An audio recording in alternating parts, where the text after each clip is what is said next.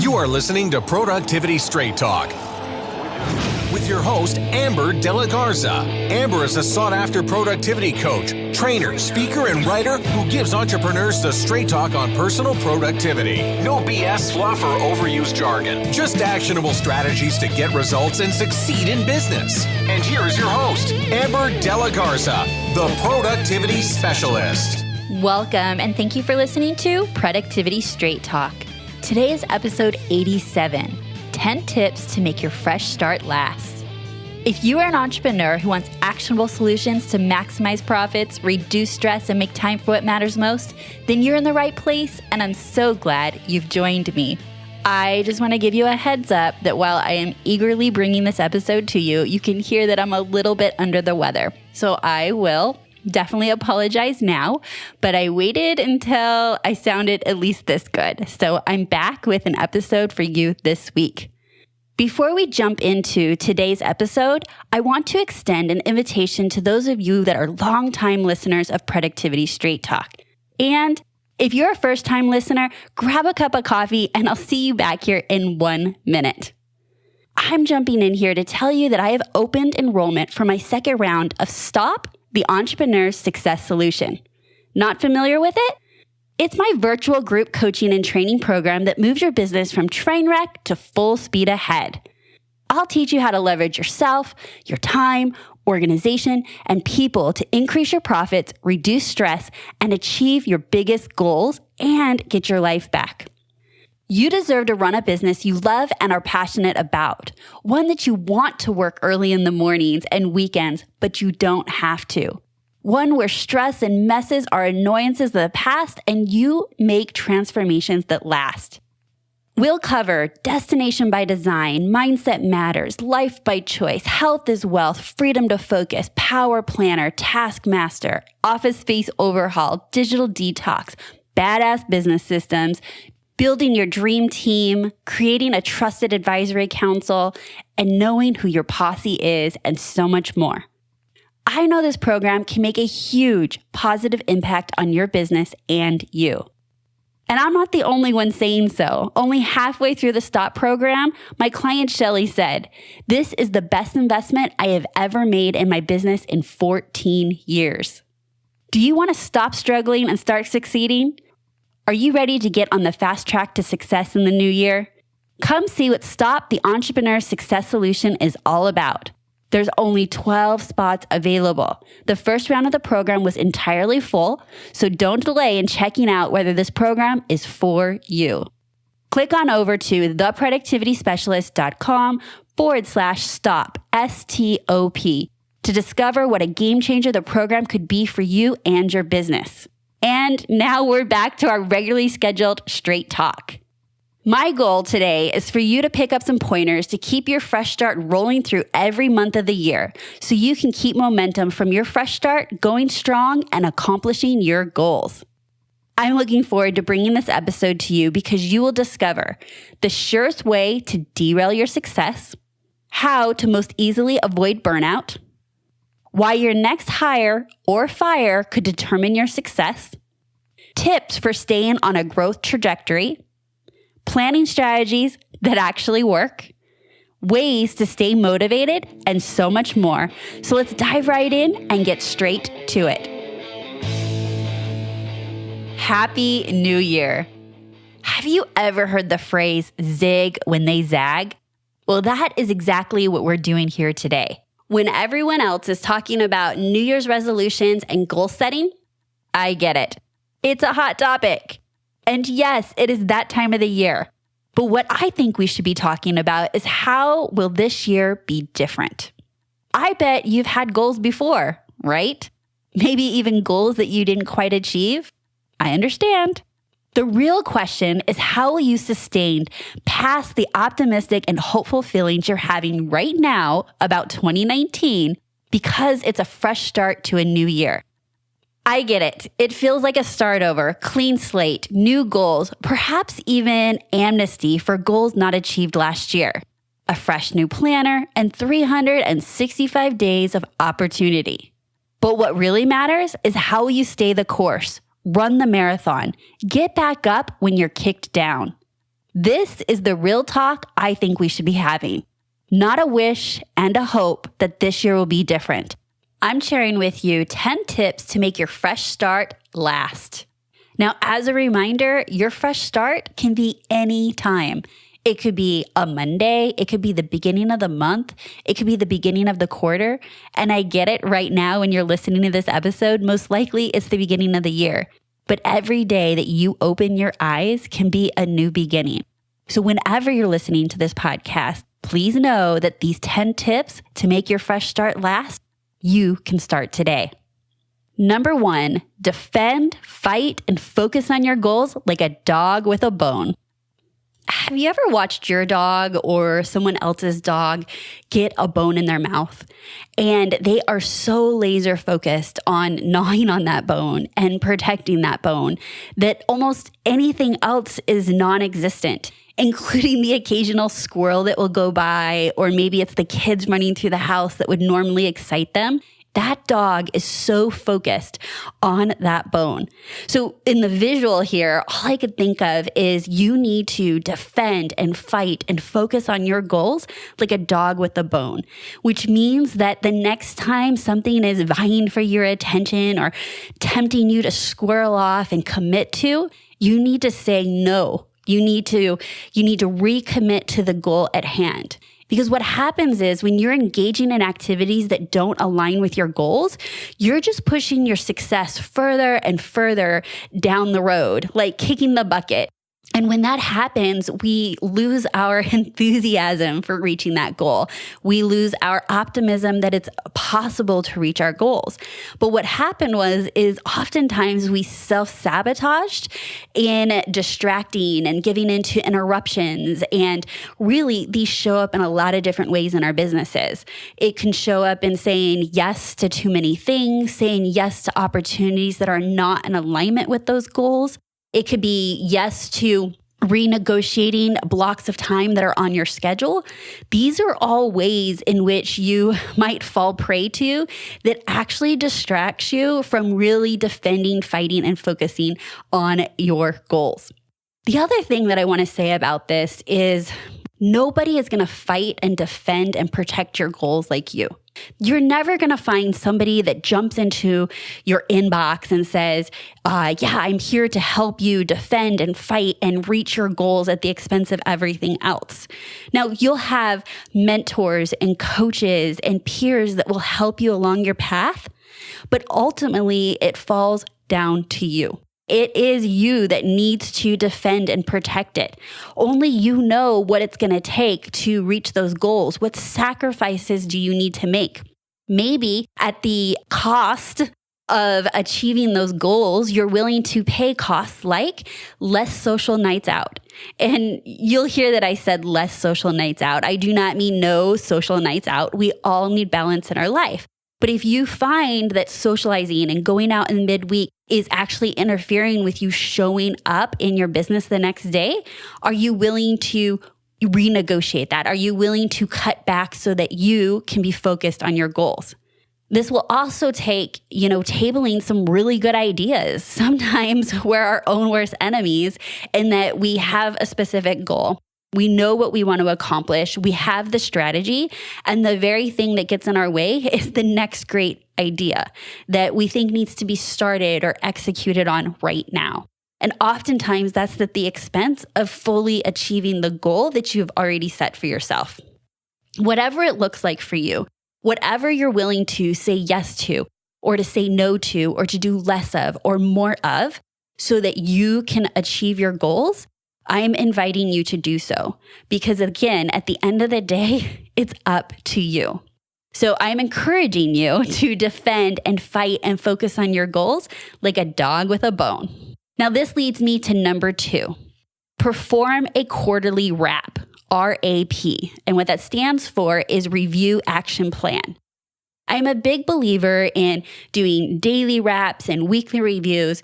But on a quarterly basis, it allows you to get much more strategic and to create that strategic plan.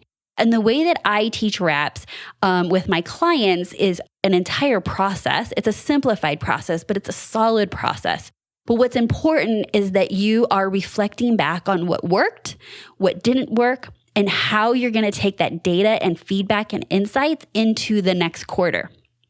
3 months is an ideal time to get out of the weeds, get out of the day-to-day, and even out of week to week, and really look at your goals from a strategic viewpoint and plan out the next 90 days.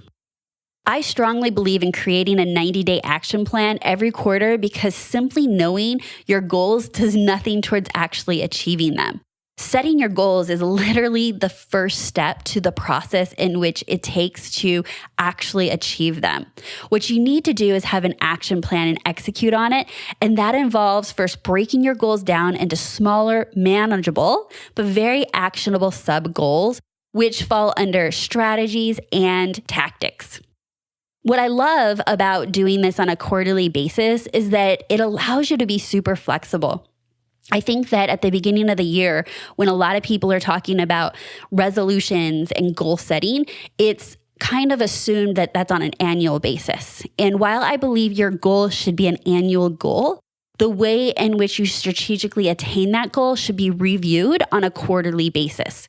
So what that does is allow you to be flexible and provide feedback, what's going on in the market, what's working, what's not working.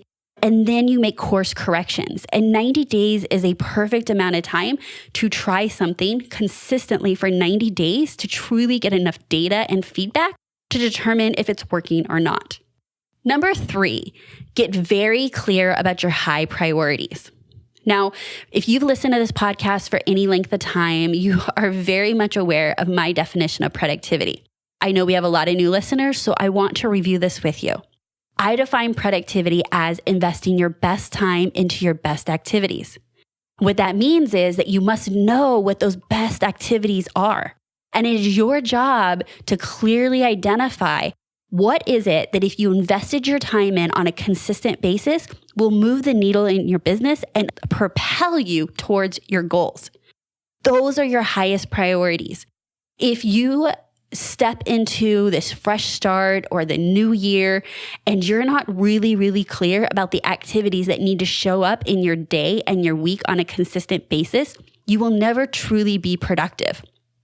You may be organized, you may be busy, you may be the busiest of busy, but when you're truly productive, that's when you've carved out consistent, distraction-free time to work on your high-value activities. As the CEO of your company who leads the way, you need to know which activities need to be executed on by you. Too many entrepreneurs get stuck in the mud of menial tasks, which takes away from all their best time. And what that means is managing other people, administrative work, you name it, checking emails. You are in the midst of mud and you're stuck and it's frustrating and it becomes overwhelming and you're simply busy. A day in which you can lay down and go to bed and rest easy and know that it was a good day is generally a day that you have invested in your high value activity. If you have not already done so, I would highly recommend going and listening to the episode, Productivity plus Profitability, Why You Need Both. I will definitely link out to it in the show notes. That episode is going to help you define your high value activities. Number 4, maintain a growth mindset. Even if you have a great positive mindset, it can change in a heartbeat if you don't nurture it. Your mindset is like a flower that needs consistent TLC or it will wilt and die. Mindset is something that you will continually have to work on. You may be able to work on a certain belief or a story that you have or a self-limiting belief. And as soon as you break through that, what I know to be true is that there will be another one right behind it. And the best advice I can give you about this is to be comfortable being uncomfortable breaking through your mindset or your limiting beliefs. I can honestly teach you all the strategies and tactics and tools to be productive and to grow your business. And you could have the best marketing minds working on your business, and you could be talented and skilled at serving your clients. And you could have everything lined up. But if your mindset isn't solid and you're not willing to work on that and work on it consistently, you will sabotage yourself. So what that means is as you're starting your fresh start, just like maybe you've done in the past. If mindset is something that gets in your way, I want you to commit to being a student of always improving your mindset.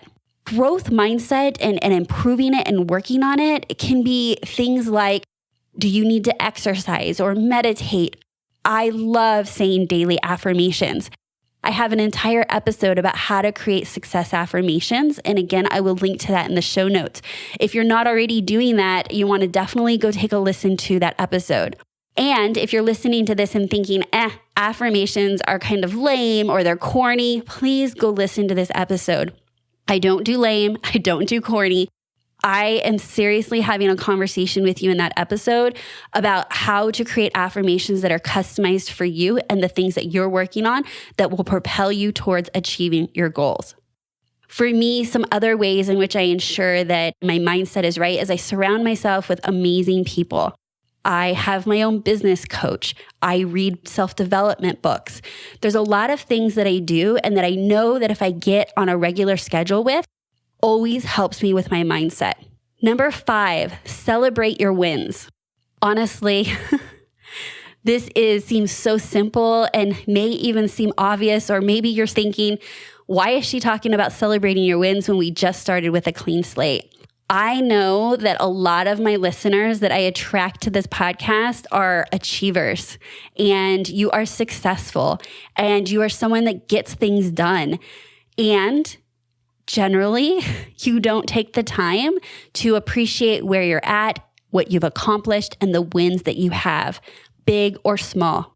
And when we're looking at moving forward in our business and achieving those larger goals, it really, really helps to stop and reflect and celebrate the wins and the milestones that it takes you to get to that larger goal. It helps you feel motivated and keep you going. Easy ways to celebrate your wins is, do you have a piece of candy? I mean, if that's against your goals and your health goals, don't do it. But is there a piece of candy, or you want a special cup of coffee, or you're going to treat yourself to some sort of self-care or a movie like a massage? Or maybe you are like, if I hit this goal, I'm going to, binge watch a TV show. Perhaps it's a dinner out at your favorite restaurant, or simply stopping to say, good work. I did good. And it may seem small, and it doesn't really matter how you reward yourself. It's really the act of reflecting back to see that it's something worth rewarding yourself for. And to be completely transparent, I am saying this to you as much as I'm saying this to myself. I am always 1,000 miles straight. I'm like, go, go, go, go, go. I'm on to the next thing. And I hardly take a breath once I've achieved something. And if I do, it's generally a breath until I realize, no, I just landed that deal. I just landed that client or that speaking opportunity, or I just booked X clients. Whatever those goals are, those are milestones worth celebrating. Number 6, indulge in self-care. Self-care will certainly help you maintain your fresh start and allow you to run this marathon I'm telling you about. Entrepreneurship is not for the faint of hearts, and it truly, truly takes sustained energy and focus and commitment to get you where you want to go. And part of that is self-care. If you do not take care of yourself, if you are achieving your goals at the expense of yourself, you are risking burnout. And burnout can show up in a few ways, in my experience. One way that I am really aware of is literally fatigue. You are exhausted, and you cannot keep going at the pace you're going. Another way that burnout shows up is being discouraged. So it's emotional, you're emotionally burnt out, to where if you're physically exhausted and then you have maybe a setback in your business, that emotional, vortex of a setback plus being physically exhausted, and then also realizing you haven't been taking care of yourself and maybe neglecting some other things that are priorities in your life, will definitely create burnout. One other way that burnout seems to creep up is whether you're going to admit that you're tired or exhausted or not in it to win it, is you'll get sick. I have had to have this talk with my clients on multiple occasions. And again, it's the straight talk that comes out when you hire me. Is a client will show up to a session, tell me about how they're sick, and I will look at them and tell them, I can tell you why you're sick. It is your fault. And they look at me like I got a third eye. And I can literally repeat back to them the decisions that they made, the beliefs that they had about this huge deadline. They were working all hours of the day, whatever that looks like. They stopped working out. They weren't eating healthy. It was all these small decisions and self-care that stacked up to your body is going to tell you when it needs to rest. So I want you to indulge in self-care to make sure that you can withstand the time and commitment it takes for you to achieve those goals. Again, I did an entire episode on self-care, and that's episode 23, the practice of guilt-free self-care. Number 7, don't overcommit. Now, I teased this a little bit in the first one when I said you need to be a dog with a bone and protect your goals at all expenses. One way to ensure that you're going to achieve your goals and not be tempted with other things is to stop overcommitting yourself. Now, this can look like one of two things. One is you're currently overcommitted, and so there's things that you need to say no to and stop doing to ensure that you can reach those goals as you move forward. And then the other way is perhaps things are okay now, but in the future, people are going to ask something of you, your time and your energy, or there's an opportunity. And you need to filter all of those through your goal and ask yourself, can I do both? Or is it going to cost me something else? You see, there's no extra time in the day. We all have the same amount of time. And I almost hate saying that because it's so cliche and everybody says it. But to say yes to one thing, you're going to have to say no to another. What happens is we deny that and we say yes, thinking I can do all the things, I can spin all the plates, and then as a result, the plates start dropping. And they're not the plates that you wanted to drop. That's the thing, is you never purposely say, I'm going to do this and I'm going to stop doing that. So then what happens is there's guilt around that. There's mindset stuff that comes up around it. And you didn't get to choose what plate got dropped. And so what I'm asking you to do is be really clear about the goal that you want to achieve and the things you want to say yes to and the things you want to say no to so that they're on your terms. So this can also look like things that you're going to stop doing, like I said. So you're going to stop doing something, or you're going to say no to it before it ever comes onto your plate or schedule, or you're going to delegate tasks off. And this could look like getting really, really clear with your high value activity, right? What is your most productive activity? And if you're doing other activities that is squeezing that out, then you need to delegate those other activities. And again, this is about clarity. So as you get clear about your high value activity, you get clearer about the activities that probably should not be done by you. Okay, so number 7 is don't overcommit. And there's lots of solutions to this, but the goal here is you will never be able to fully achieve your goal and to sustain this clean slate that you are setting yourself up for if you're overcommitted. Number 8, surround yourself with amazing people. All right. I alluded to this before when we talked about mindset. That's one of my go-to moves, is to surround myself with amazing people. And this means I want your staff and your team and your employees, your colleagues and your peers to be amazing people. You are the CEO. You are the business owner. If you have people on your team that are not amazing and motivating and help you be your best self and achieve your goals, you need to look at realigning who's on your team. You could honestly be one hire away from a total transformation in your business, or you could be one firing away from really, truly opening up space to allow the right person in your business. One of the things that let me know if I have somebody maybe on my team that's not working out is if I find that the activities and responsibilities that I have hired that person for keep ending up in my lap, then that means that it's a very inefficient relationship. And if you want to improve it, I have tips and tricks like that on my blog about how to improve those relationships. But at the end of the day, when you look around and you can't truly say, hell yes, I have amazing people around me, I'm encouraging you to get amazing people around you so that you can go after your goals and sustain the clean slate. Another area that I think you should have amazing people in is your personal life. So who's your significant other, your partner, your friends and family? You can't choose your family, but you can choose how much time you spend with each member of it.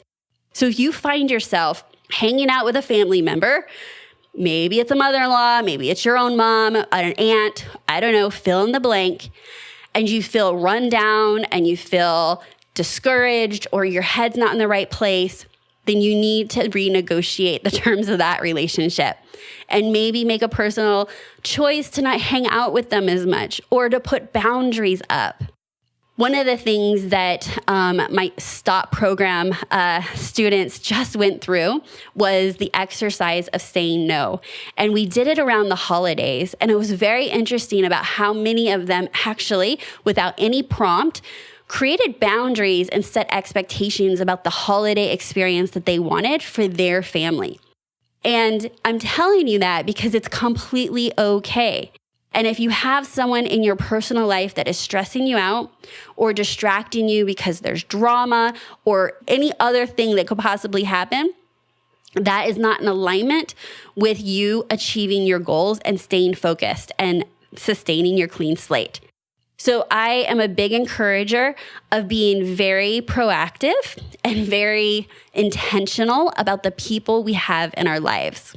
Number 9 is lean on your word of the year. Now, you can go back and listen to this episode. It was just the last episode I did, episode 85. And it's what's your word of the year?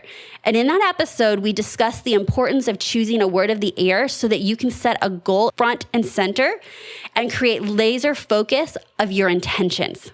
We have this goal that you have in your mind. I have my goal in my mind for 2019.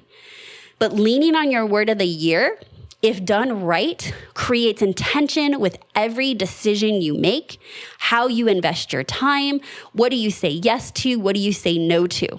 And so using your word of the year can allow you to filter who you're hanging out with, what projects you're doing, what affiliations and meetings and partnerships, what are all those decision points in your business that do matter?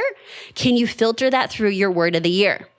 For me, my word of the year this year is ask, or a phrase, going for the ask. And so if I find that there's an opportunity that I can make an ask, I will. But if I have an opportunity in which it's impeding my ability to ask for what I want, or it's filling up my schedule and I'm not lead generating enough to go for the ask to build my business, I need to really, really consider how those things are not in alignment with my overarching intention for the year. When you lean on your intention and your word for the year, it creates a lot of clarity about what you need to be focusing your time and energy on. And that is something super, super powerful in sustaining any kind of commitment, is do you have clarity moving forward on how you're going to go about it? And sitting down right now and thinking about how you're going to achieve a goal in the next 3, 6, 9, and 12 months is nearly impossible.